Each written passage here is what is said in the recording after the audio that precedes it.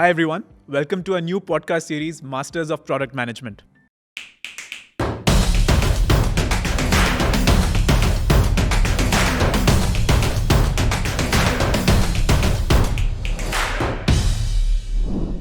Who can become a product manager is a question we get asked all the time. And there is a misconception that you have to be a computer science engineer or a computer science graduate to break into product management.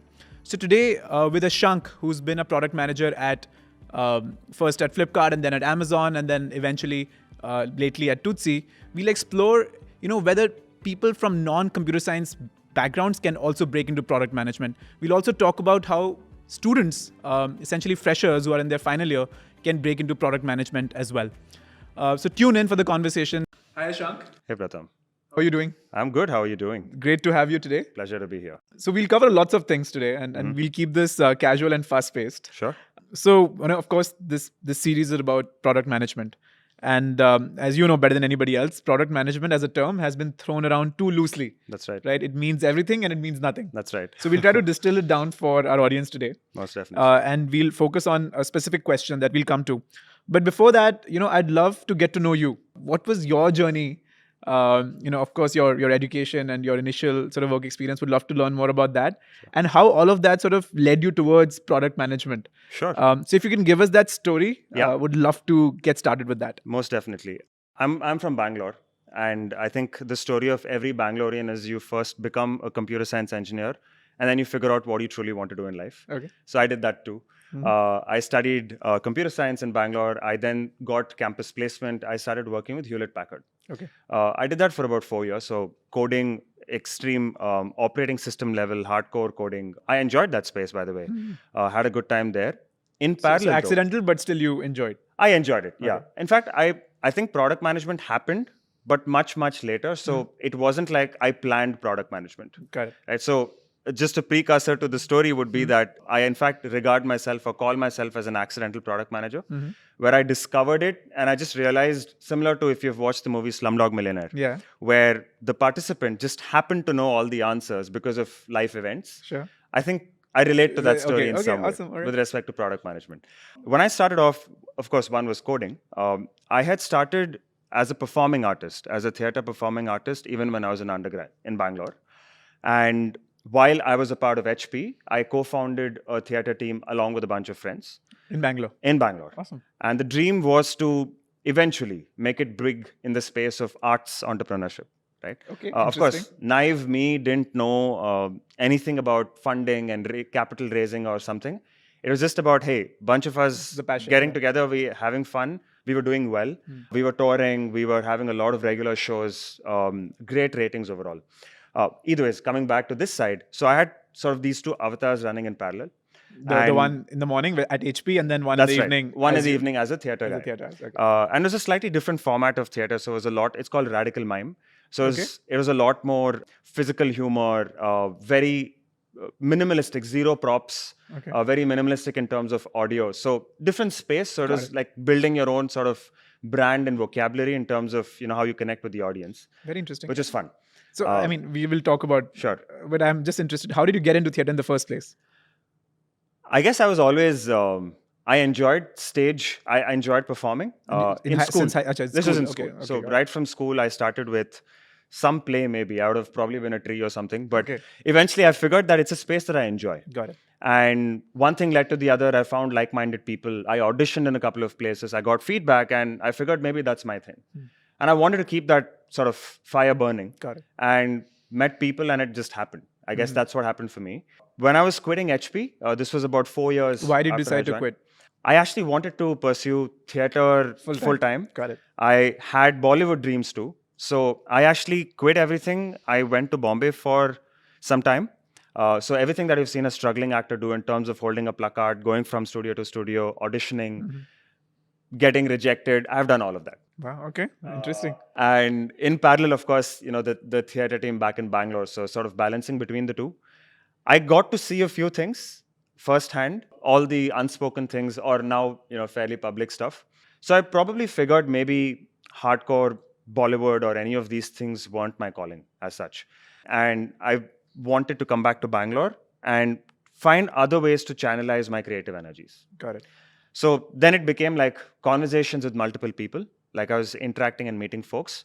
And probably 6-7 months later, I told myself that I want to do an experiment for 6 months where I'll work with a marketing and design agency. A friend of mine who just said, "Ki, you know what, come join us. Fair.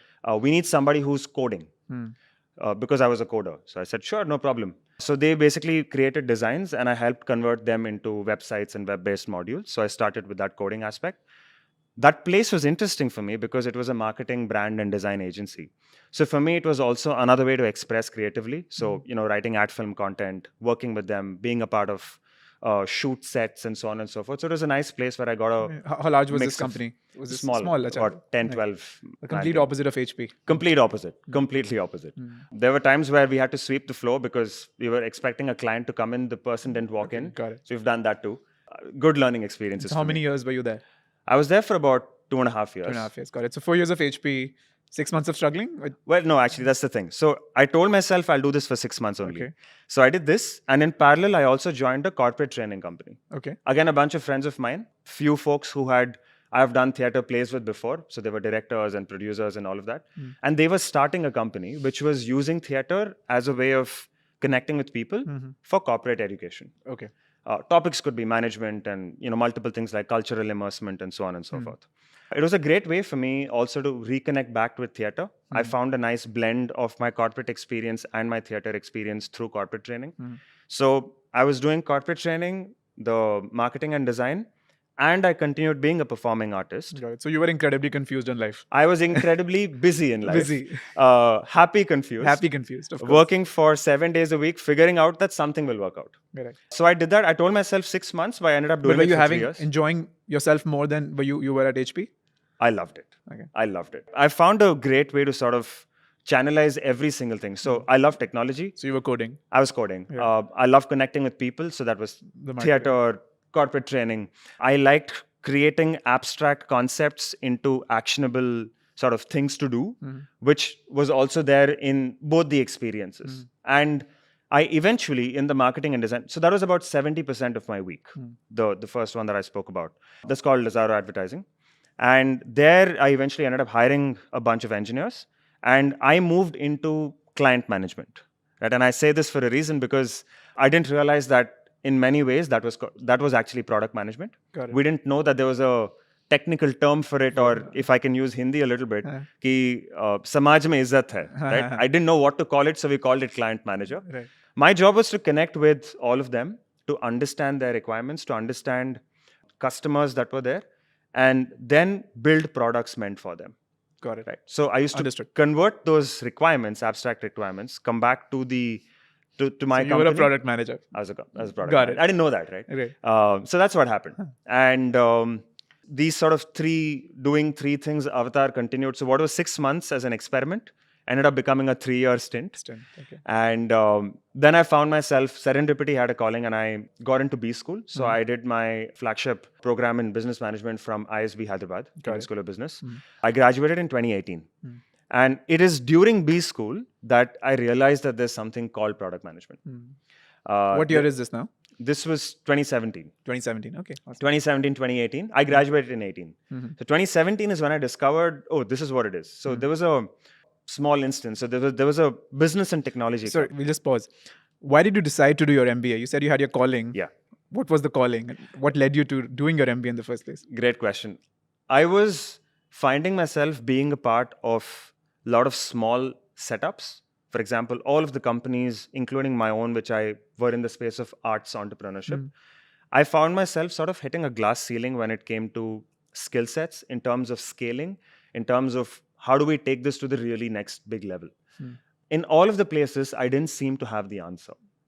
So for me... I get that. So now, I want to dig a little bit deeper there. A lot of people say that, right? That they ended up doing their MBA because they hit a glass ceiling, or they felt they couldn't grow, or they felt they lacked the skills. But now looking back, do you think the MBA helped you break all of those barriers? Or do you think that was just something you were telling yourself? I think it did. I definitely think it did. So my version of an MBA was, I was also slightly, so the median age in terms of experience at ISB was about 4.5 years. I had already done 7-8 years. So I was probably double in terms of the median. And because I didn't have the pressure, I sort of walked in with, I just want to learn. I just want to learn. I want to meet and interact with folks who walk in from such diverse experiences. The faculty that were there also were, again, coming in from different universities. So I just wanted to learn from them on the gaps that I had already recognized. I was very well aware. I think one of the things that I am now grateful for, definitely to my family, for sort of investing in all of my maniacal sort of overnight, I want to do this tomorrow, I want to try this new. They were very supportive of that. Everybody was. I'm grateful because it gave me the opportunity to try a lot of different things. I don't look back with anything with regret because I've now tried a lot of things. I know some things didn't work for me, some things worked for me. And because of these different experiments, I was able to acknowledge and very clearly quantify what my strengths and weaknesses were. Got it. And because I had clarity of that, even my investment into MBA, which sort of was a very nice leaning force into picking only those things that spoke more to my weakness so that I can get more awareness or I can know where to reach out to next. And strengths, I kept sort of sharpening that blade as and when needed. Understood. So it was a very calculated move for me in terms of doing it at that point in time. There was also personal reasons. I was already married by then. In fact, my wife and daughter were with me on campus. Very interesting. So my daughter's school was coming up, so I was like, okay, I have to finish it now. Of course. And the timing-wise, it worked out well for me. So in terms of personal and professional life, I think it happened at just the right time for me. Understood. So your MBA experience was a very deliberate one. Absolutely. It wasn't something, that a lot of people do MBA because pata nahi ab kya kare. Exactly. But you went with an agenda ki, okay, these are my gaps, I have to fulfill these gaps. Absolutely. Got it. And the place was also deliberate, just because of the diversity that was there. And I think I made a lot out of my 1 year there. I don't think in terms of the classroom learnings, I don't think any B school, anywhere, right? 1 year later, you ask any student, can you write down everything that you have learned across your 1 year or 2 year program? They might max fill up an A4 sheet. Right? It's what you learn from your peers, some things that sort of imbibe in you as a personality, and the cohort and the network that you build. That for me was the biggest takeaway. Got it. So it's a 1 year program. And towards the middle, you probably had your placements, that experience start. So was your first product management role through the placement experience? Yes. Formally, yes. But like I said, prior to that, I was already doing product management. It was during one of the clubs that I was just talking about, Business and Technology Club. They put up a saying, we have a 1 hour seminar on product management. Now, the naive person that I was, I thought product, they meant some software product somebody wants to build. I'm a software guy. Let me go and figure it out. But when I walked in, somebody had only written a problem statement on the board. And I don't recall what it was, but it was something on the lines of an abstract problem statement. And I said, okay, I see it.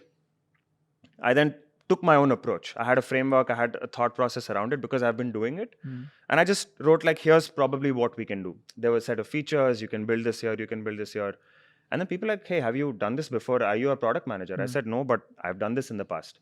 This is product management. I said, oh, okay. Easy. that was like a happy click that happened.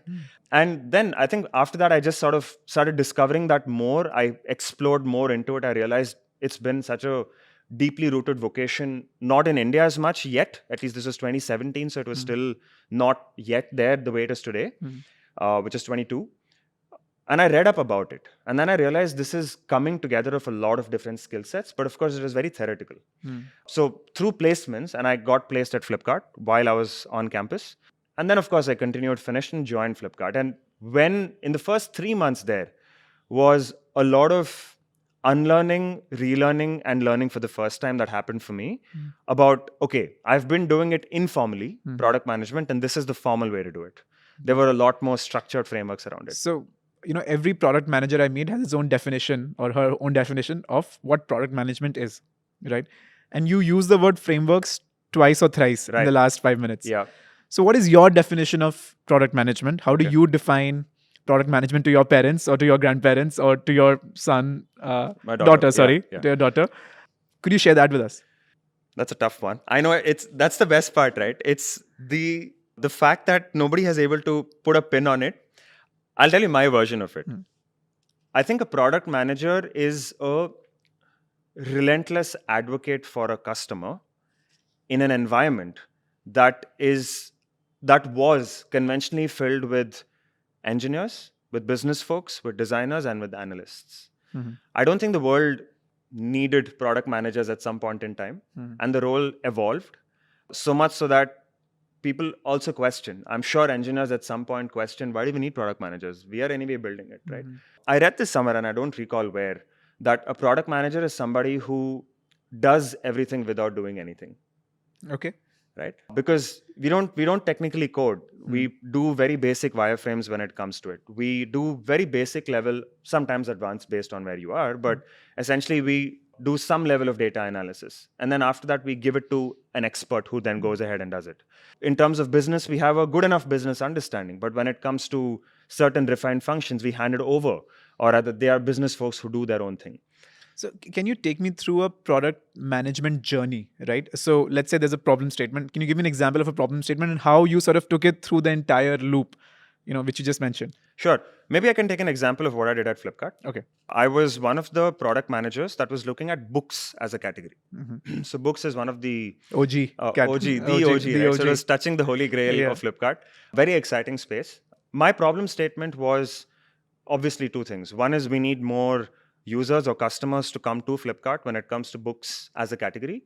And two, how do we help customers convert? Basically increasing sales, and how do we have customers repeatedly coming So that's back? the problem statement. These were the problem statements. That's all there was. Did you identify this problem statement yourself, or was this given to you?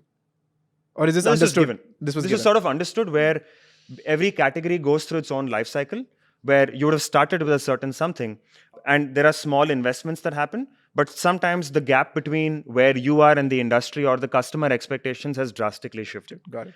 So how do you sort of either play a catch-up game, or how do you play what's new or the innovation game? So it was sort of pivoted in that direction. And I just took it up on those lines. And my starting point, as always, and anytime I meet people who are interested into product management, is how well do you know your customer? So for me, it was then going back, looking at data. I just started with some data. Primary research, secondary research, read reports. You spoke to customers as well? I did do that too. So I pulled up data around customers, folks who had purchased different kinds of books, right? What I started realizing was that there was a pattern that was emerging, where there was a slightly different customer behavior when it came to academic books versus those that were non-academic books. That could be novels, that could be any kind of books. Right? There were nuances that were there. I just picked up that based on some early conversations. So then I double-clicked into it because it was a hypothesis that I had. So double-clicked into it. I then spoke to specifically customers who had purchased one category versus the other category. And then those hypotheses started becoming a little bit more deep-rooted. So these were customers who were purchasing from Flipkart. Then, of course, I corroborated this with industry, secondary research, and data. It sort of added up somewhere. So the story was lining up well. Incidentally, there was a book fair. While I was doing this, there was a book fair that happened in Delhi, Pragati Maidan. And I thought of just walking in. Let's just go, let me figure, why do people come to read books or to purchase books? Why do we need such a large place when we have, such easy to opt for options like Amazon and Flipkart or any of the e-com players? So I did a lot of walk-in interviews. So people who were just purchasing books, I just walked up to them saying, excuse me, sir, I need your time. Madam, I just need some time. And I questioned them. Like, how did you think of this book? Why are you thinking about this book? How important is price to you? Do you know you can get the same product for cheaper rate here? Why are you still planning to buy it here? I then also got an opportunity to speak to publishers. And publishers, that's their everyday. They know who their readers are, who are essentially customers. Through them, I got what if I talk to one publisher, it's like talking to 100 customers. Right? So for me, that spectrum opened up, created new hypotheses, confirmed some of the ones that I had before, and debunked a few more. So this entire sort of research journey backed then by data. So if, say, for example, I'll take an example of Chetan Bhagat, right? Some book is coming up, you'll see suddenly a spike in Google. Chances are you'll see a spike even in Flipkart. In which case, what do you then do to surface? Are they searching for the latest book? Are they searching for some of the bestseller books? Which is interesting, right? Because you have only so much of a real estate in a mobile screen. What do you show first to keep the customer engaged? Because essentially that's our job. We want to keep the customers on the platform. So all of that research and insights, and then talking to business teams and all of these sort of different stakeholders, and my own industry and competitor research. There were the likes of Amazon. There are, equivalent competitors in the US who do, great things. collecting all of that and then building an actionable roadmap. So it's essentially an abstract one-line problem statement. Start with a bunch of hypotheses, do your research, map it to what you know that the platform already has and doesn't have in terms of capabilities. And then breaking it down based on different teams, because Flipkart has so many different teams. There's search, there's merchandising, there's different pages that are there.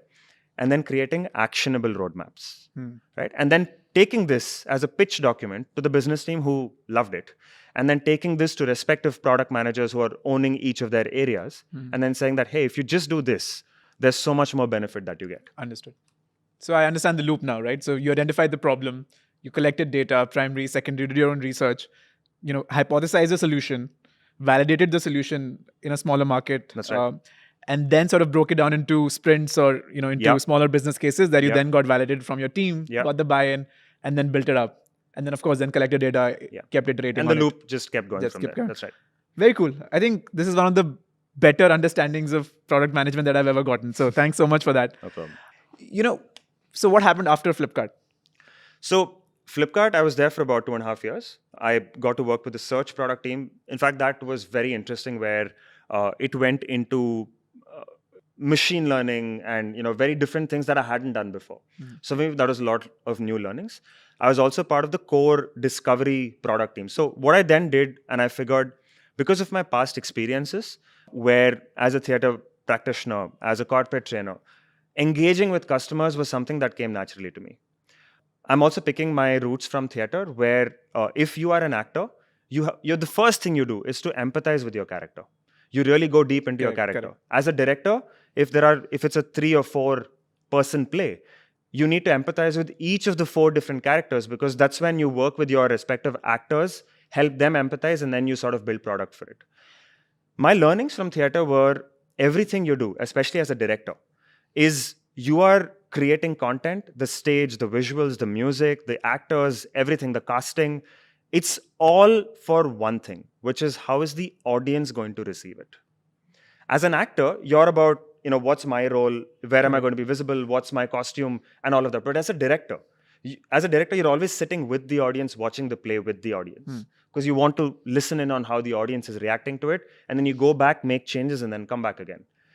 As a product manager, I found myself in a very similar disposition, where I am constantly doing something, but all of those things only have meaning based on the audience or the customers who are using it.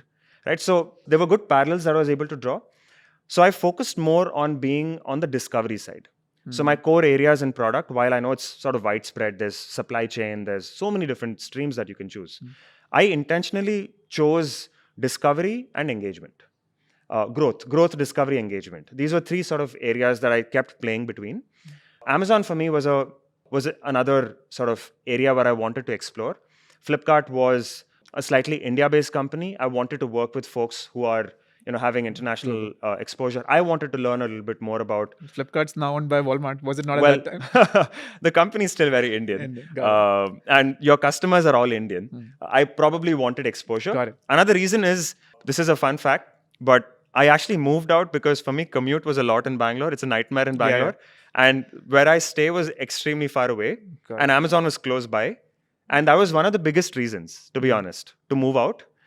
And just when that happened, the pandemic struck. Got it. So irrespective, I was just stuck at home, and I then moved into another company. No complaints. I learned a lot, even while I was part of Amazon as well, where things were different naturally because of the scale. So there are that many more stakeholders you work with. Here, I probably was one product manager working on one problem statement.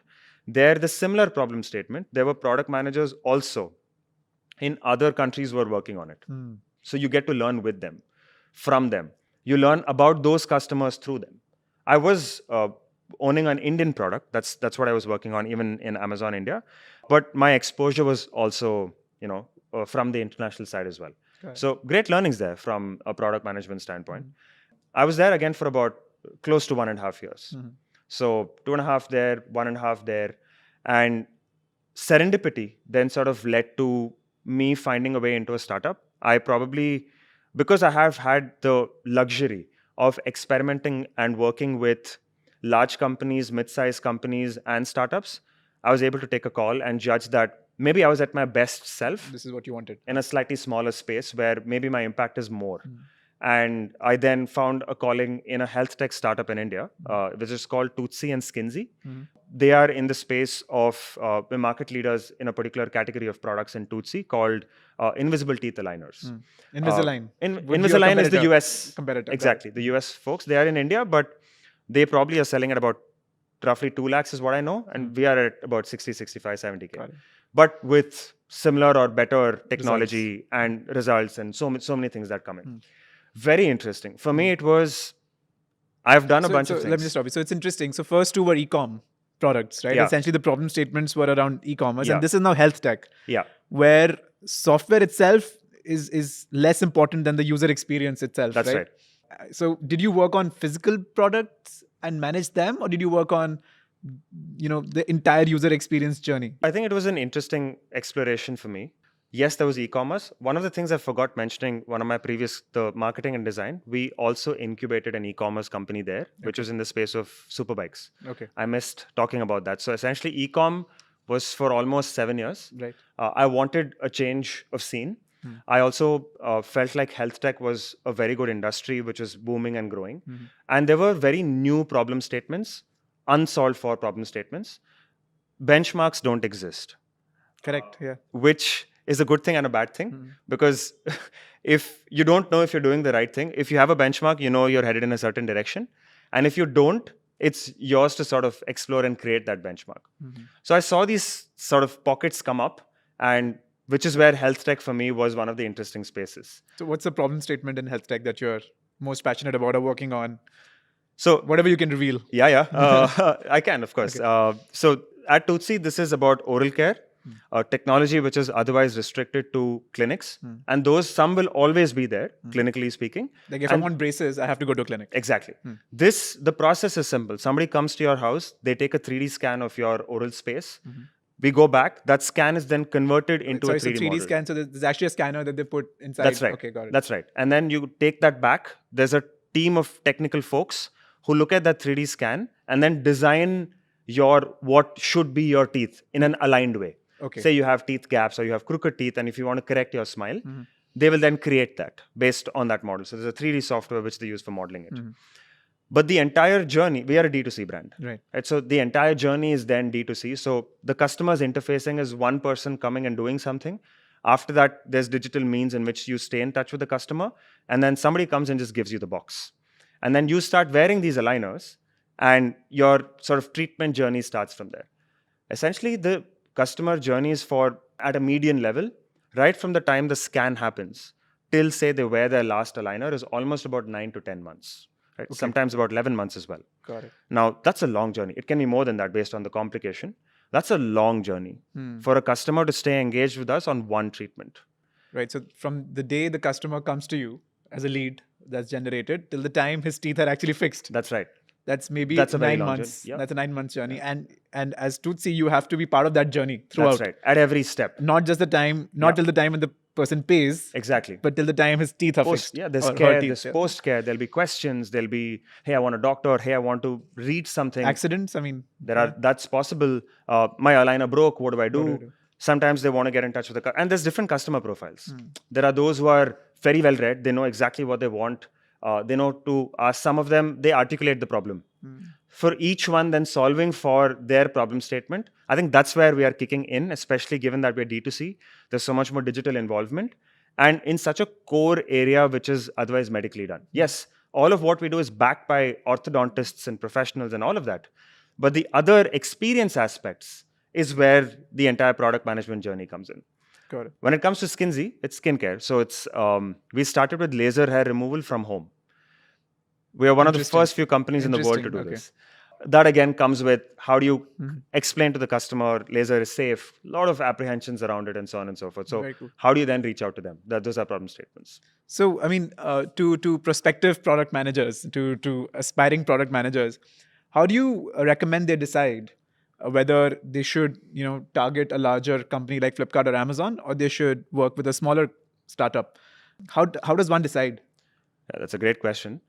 My experience on working with the slightly larger companies was The build cycles were slightly longer, which means you focus so much more on going deeper into the data, really answering why. It's also expensive in terms of the build cycles. So the role of the product manager is a lot more deeper on the why. In fact, it's always the same in all companies.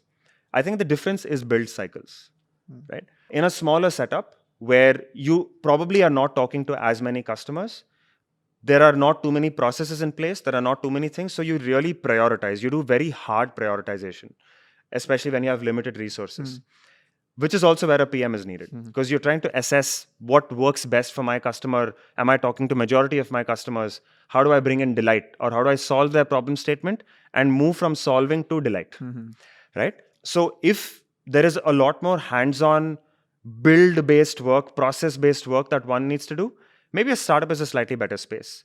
If you are somebody as a personality, there's two kinds of gratification, right? There is short-term gratification and there's long-term gratification. And I think that's very built as a personality. If short-term gratification is for you, maybe startups is a better place. Got it. But if you're somebody who likes to Patience. and like really plan out a long-term thing, maybe larger companies are for you. Larger companies also offer breadth of different problem statement areas for you to jump, wherein smaller companies might not have those many. Got it. So if you want to explore, maybe larger companies, but if you want to stick to one really focus, maybe startups are better. Got it. That's a very, I think, concise answer that'll be very useful to the viewers. One question, one thing that we always hear is that, to be a product manager, you have to have a background in engineering or computer science specifically.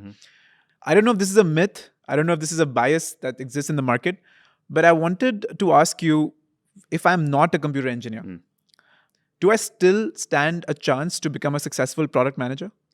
The answer is yes.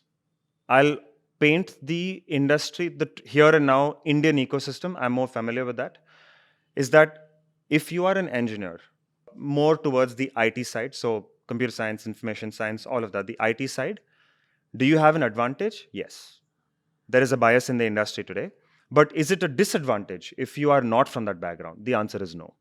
Okay. Which means you can acquire those skill sets which are needed in order to engage with the right set of stakeholders in the company. Because a product manager, in most companies that I know, in fact, all companies I have worked in, as a product manager, I didn't code. But I worked with a set of engineers and coders who will do the specific sort of customer roadmap building, etc., where we walk them through what needs to be built. So we talk to designers, we talk to a bunch of different disciplines of people. Now, specifically when it comes to IT, as long as you are able to understand the foundational elements of core product, of core, say, technologies, like, for example, what's an API? What does system architecture look like? Software is not a box. It's a bunch of different components that talk to each other, reusable components, and so on and so forth. And then just have a basic understanding of different technology stacks that exist. The fact that there is web technologies, the fact that there is Android and iOS have different native technologies. You can do very basic courses that are available on many platforms. There are a bunch of people writing about it. There are books available. And as long as you're good with that, you should be able to be. So is there a course or a book called Product Management for Non-Engineers? I don't think there's one yet which is fully formally designed. In fact, most often than not, people who are interested end up being tech folks. And then there'll be a small set of people who are non-tech. A fully formal design course for non-tech people, I think that's an area of opportunity for anybody who wants to build products or build a course. I think this is the place to invest in. Correct. So if I'm hearing you correctly, you're saying that essentially to become a product manager, it helps that if you have a coding background, if you have a computer science background, but it's not a disadvantage if you don't, if you are open to learning some basic foundational skills. Yes. And there are other skills also. So for example, there's also a myth that just because I'm an IT engineer, I'll do well as a product manager. I think that's false also. So there are also computer engineers who never become good product managers. Yeah, who've attempted at it, realized they probably were not good at it and have gone back, right? Maybe now not the best time to judge because it's like a growing bubble in India right now. There's like a buzz and everybody's sort of trying to jump into the bandwagon. But I know when I interact with some folks where maybe they were better off as engineers. Got it. Right? Maybe they were just better off. See, as a product manager, there's a lot of agency that you need to drive. I think one of the most underrated skill set as a PM is stakeholder management, which means you need to have high agency. Explain agency. Agency is your ability to articulate, convince, and bring people across different disciplines on the same page in order to take So to align actionable. a team to take an Yeah. action. Yes, I definitely think so. And there is also a personality element that comes along with it. I do think that's true. And which sort of makes it easier for you to sort of get into product management, right? So engineers who are probably not very good with people skills, chances are if they don't work on it, they might not survive well as a product manager, right? So for those who are engineers, I wouldn't be very confident of making it into product management, right? Product managers need to have a lot of ownership as well, which means there are going to be things which you have never done before and you'll have to learn overnight and then do it because you're filling in the gap till somebody comes in. So to sort of constantly throw yourself into the fire, unlearn, relearn, and learn for the first time needs to happen as a repeated cycle. I don't think product managers, even with 10 years of experience, will ever tell you that They know I've made everything. it. Yeah. I know everything. There's always new learnings that come in. So yeah, I mean, I think that's true. And you need to learn basics of design, visual design, in case you are on that side of the story, of course.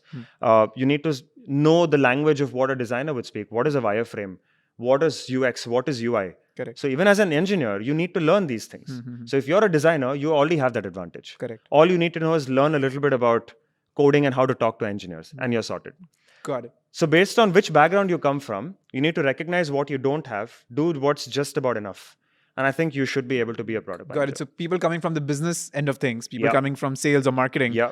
they have to learn a little bit of foundational computer science. They That's have right. to learn a little bit of foundational design. That's right. And they have Data to learn analytics. data analytics, That's right. and they have to learn how to wireframe. That's right. People who are coming from a design background, they need to understand the entire business aspect of things, talking to customers, understanding their problem statements.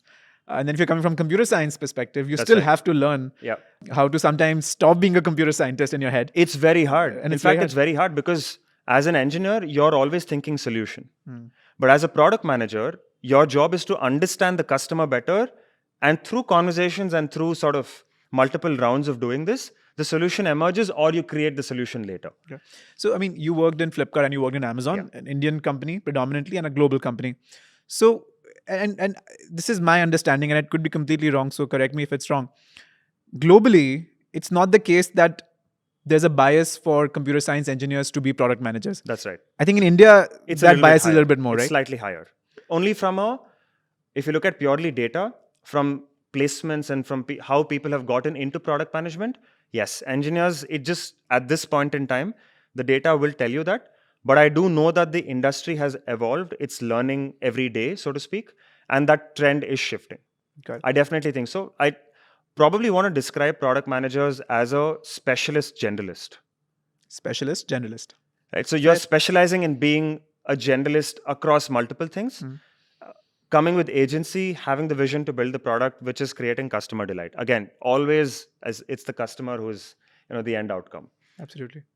Awesome. So we have now come to the conclusion that being an engineer, being from sales or marketing, you have a equally good chance of becoming a successful PM. Yeah. Now let's talk about students. Yeah.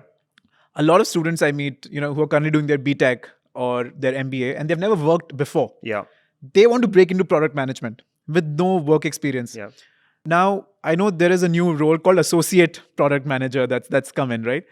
So what I want to understand is that, is it feasible or is it advisable for students with no work experience in any domain, be it engineering or sales or marketing or accounts or finance, to break into product management?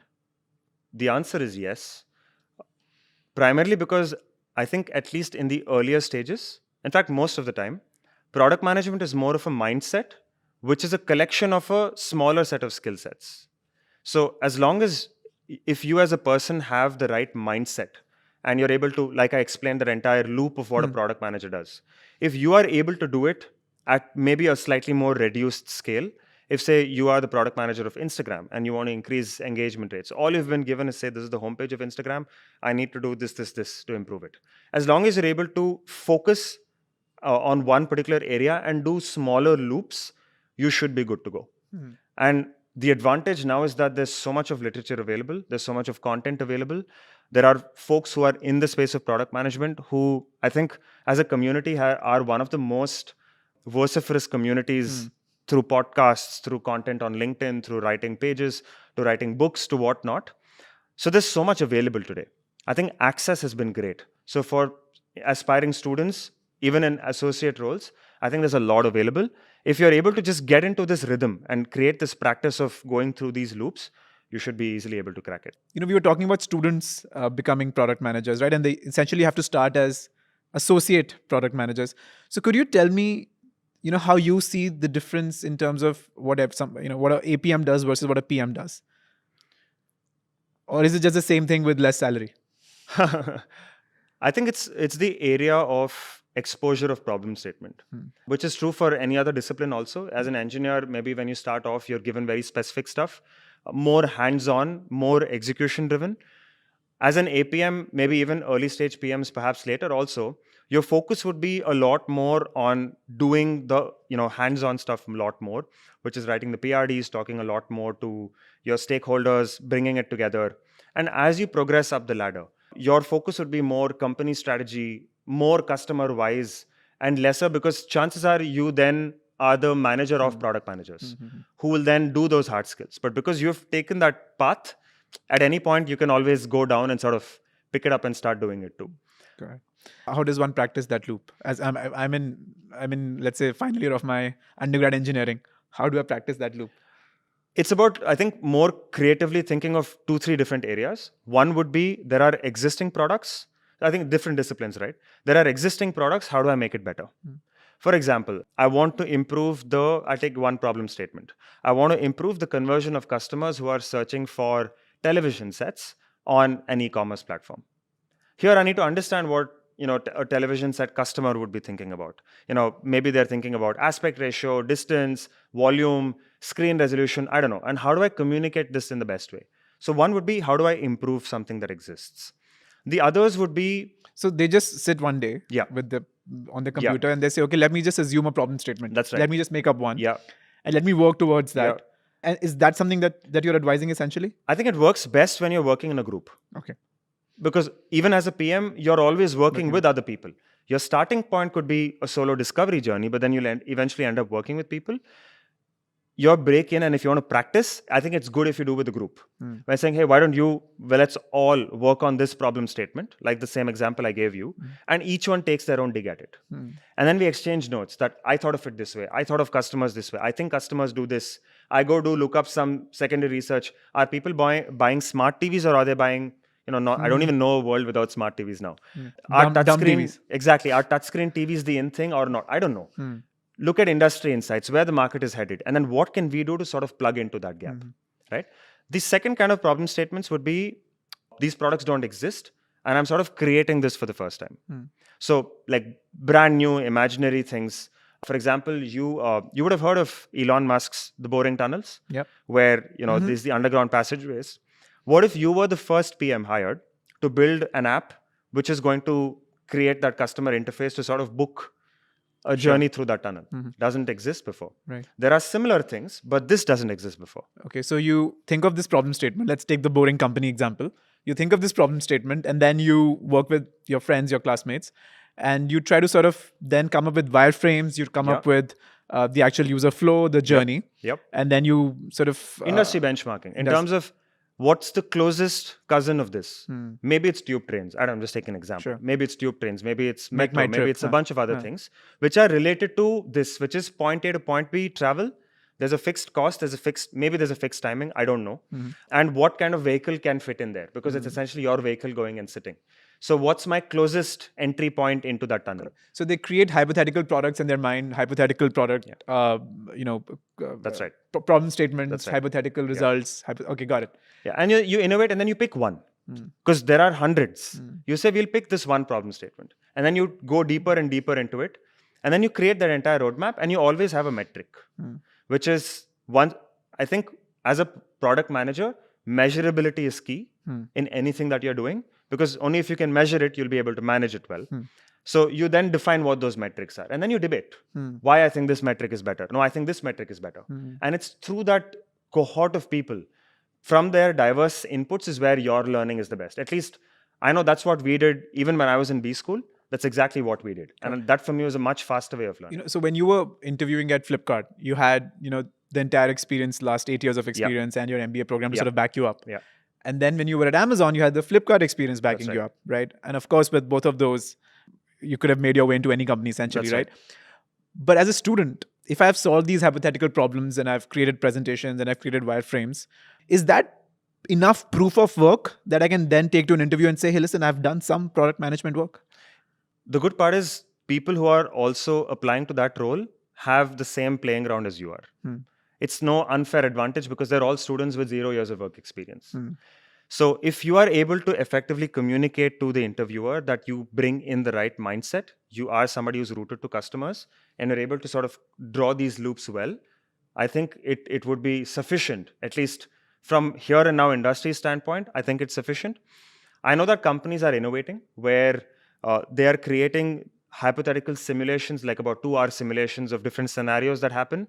And then you select options on choice A, B, C. And then at the end result of that, Got it. you then have an outcome from there. Got it. Very interesting.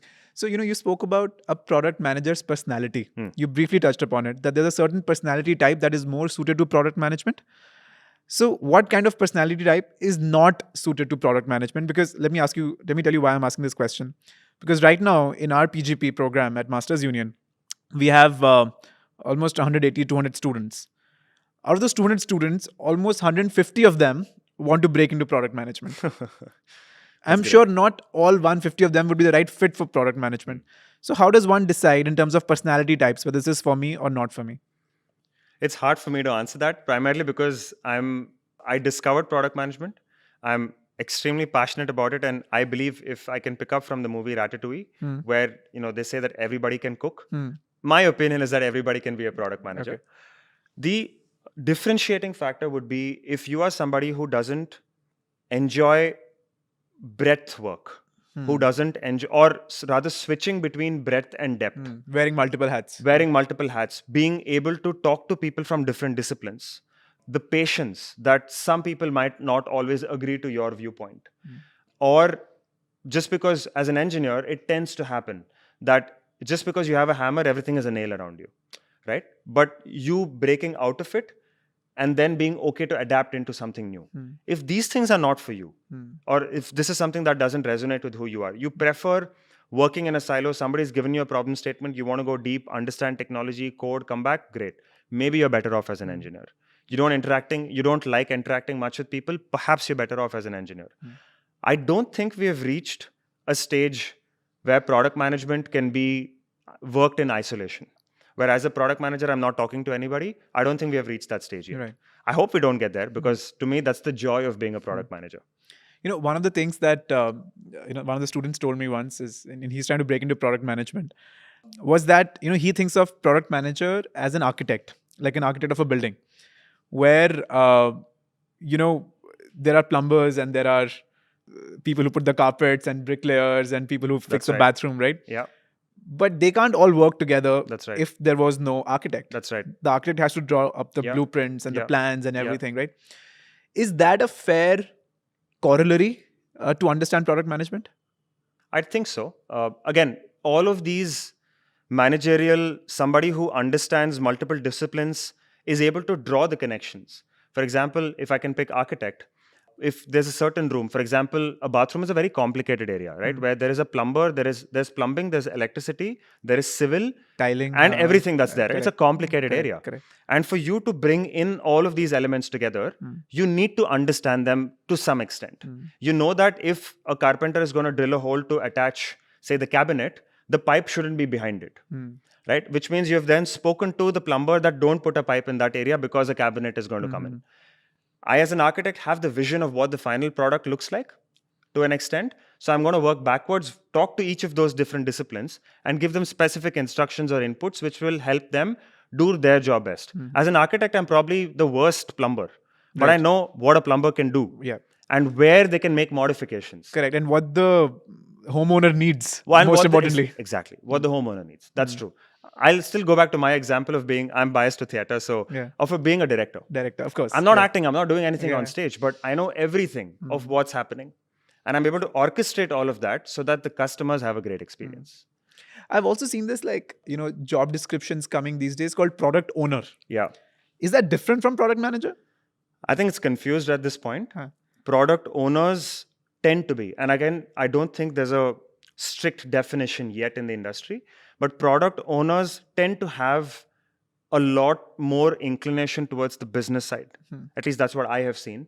In some companies, I've seen the other extreme where they have more inclination towards the engineering side, which is I'm an engineering product owner. At least that's the direction it's headed in. Yeah. So I don't think that's well defined. Also think it is abused as a way of luring people in. So if you're an applicant, I would say just read into what the job description is. It'll be essentially the same, if not. Talk to the hiring manager and understand what is it that they're hiring for, and then maybe you can look to apply. Got it. And final question: what do you not like about product management? What do you think is something that as an industry we have to grow into, mature into? It's very stressful. Most often than not, thankless till it's sort of the final stages. In Hindi, if you say बहुत गाली सुनना पड़ता है सब लोगों से, because everyone's looking to you for answers, everyone's looking for you to sort of do things quickly, especially if you're in an early stage startup. So I think the ability to context switch and do that continuously, that's hard. And if you're not somebody who's sort of set up for it, highly advisable to stay away from it. It's going to be stressful. It is very stressful. Awesome. But it's fun. On that note, thanks so much for coming in. And this was a beautiful conversation. It was a pleasure. Thank you. Is there a question that you wish I'd asked that I didn't ask? I'm maybe cricket. Okay. No, I have one of those examples where I think the best definition, in your opinion, who's the best cricketer? Oh, wow. In the current playing era. I really like Jasprit Bumrah. Okay. Yeah. My answer is Ravindra Jadeja. Okay, that's fair. Actually, I would have chosen that. Primarily because as a captain, I'm thinking myself as a captain. I can plug in a Jadeja in so many different situations. True. I want somebody to come and bowl a couple of overs. I have a Jadeja. I need somebody to handle the middle order. I have him. No doubt about the fielding. Of course, it's him. Yeah. But if I take yesteryear's Jacques Kallis, somebody who evolved into so many different forms of all-rounders, cricket, essentially. he was essentially all-rounders. My belief is that all-rounders are great, but a cricket team comprises of specialist batsmen and specialist bowlers. But in between, if you have a bunch of all-rounders, it's a captain's delight. Any company has specialist coders, business folks, etc. I think it's that middle order and that middle segment, which is a company owner's delight to have your product managers. So I think that loop sort of sets in well when you take cricket also in context. I think the cricket fans here are going to enjoy this example. But thanks so much. Yeah, this has been amazing. Pleasure.